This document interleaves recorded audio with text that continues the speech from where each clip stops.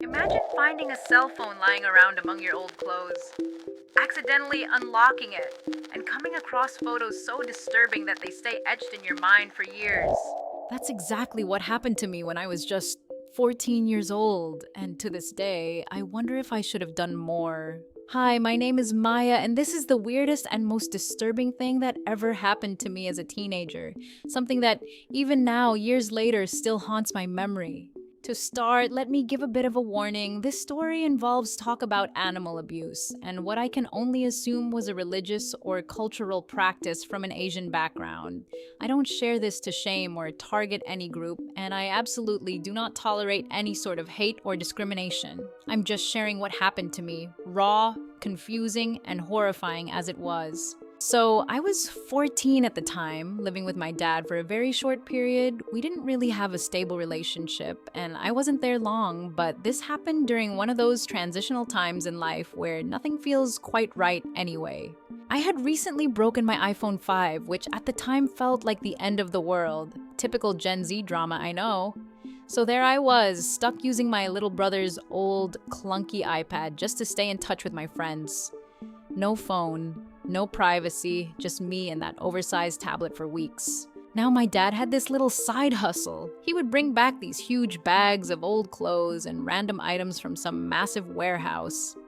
He'd sift through them at home, keep what he thought could be resold to cash for clothes, and toss out the junk, old toys, beat up books, that kind of stuff. One afternoon, I got home from school, went straight to the bedroom I was sharing with my sister, and immediately noticed something weird. There was an iPhone 4 just sitting there on the side table near my sister's toys. That alone stopped me in my tracks. She was way too young to have a phone, and my first thought was, please don't let this be some busted hand-me-down my dad expects me to use. So I asked his partner what the phone was doing in our room, and she casually said, "Oh, your dad found it in one of the bags from the warehouse. He knew you needed a phone, so if you can guess the passcode, it's yours to use until you get a new one." Now listen, I've always had a wild imagination. My brain immediately started cooking up dramatic backstories. Maybe it belonged to a criminal who was trying to hide evidence. Maybe a missing kid's phone, and I'm about to solve a mystery. Obviously, I watched way too many true crime videos for my age, but still, I was intrigued. So, like any kid would, I started trying out basic passcodes, 1234, 0 hours, and then, on the third try, bam, I got in. The passcode was 2580, which if you look at a phone keypad is just the middle column. Easy, but random enough to work. I was buzzing. Finally, I had a phone again, but more importantly, I was dying to know what was on it. First, I checked the apps. No games, no social media. That was weird, but okay. Then I noticed something that caught my eye. An app for the Quran. Now, I grew up surrounded by people from all kinds of backgrounds, including a lot of Muslims, so I recognized the app. Out of curiosity, I opened it to see if I could read anything, but it was in Arabic, and unfortunately, I don't know the language. Nobody in my dad's house spoke Arabic either. We were all English speakers, and if my granddad was around, maybe Jamaican patois at best. With not much to go on from the apps, I checked the messages. The texts were in English, but poorly written, with strange spelling. There wasn't much there, and it didn't give me any real clues about who the phone belonged to. So finally, I opened the photos. That's when things took a turn. At first, I saw a few images that seemed harmless, quotes written in Arabic. There were maybe 3 to 5 of those. Then, I saw a single photo of a man's face. Just one. No group pictures, no events, just him facing the camera.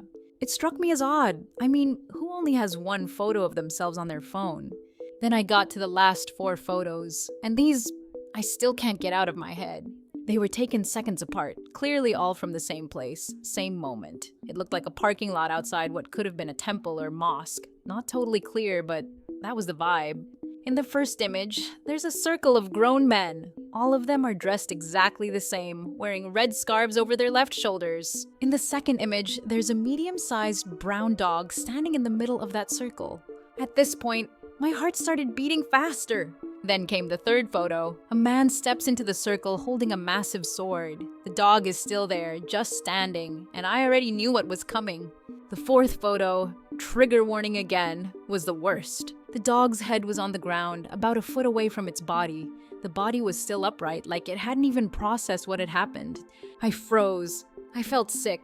I didn't know what to think. Was this some cultural practice I didn't understand? Some kind of ritual? Or was it just plain cruelty?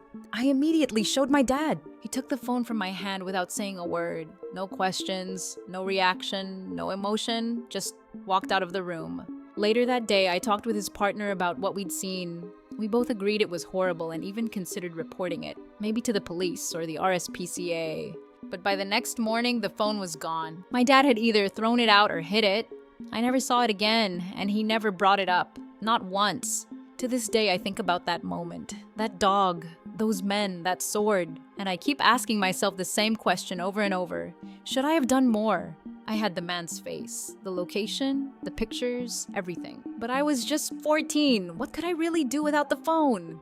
Would the police have even believed me without evidence? That image is still burned into my memory. I'll never forget it, and I'll always feel a little guilty for not doing more.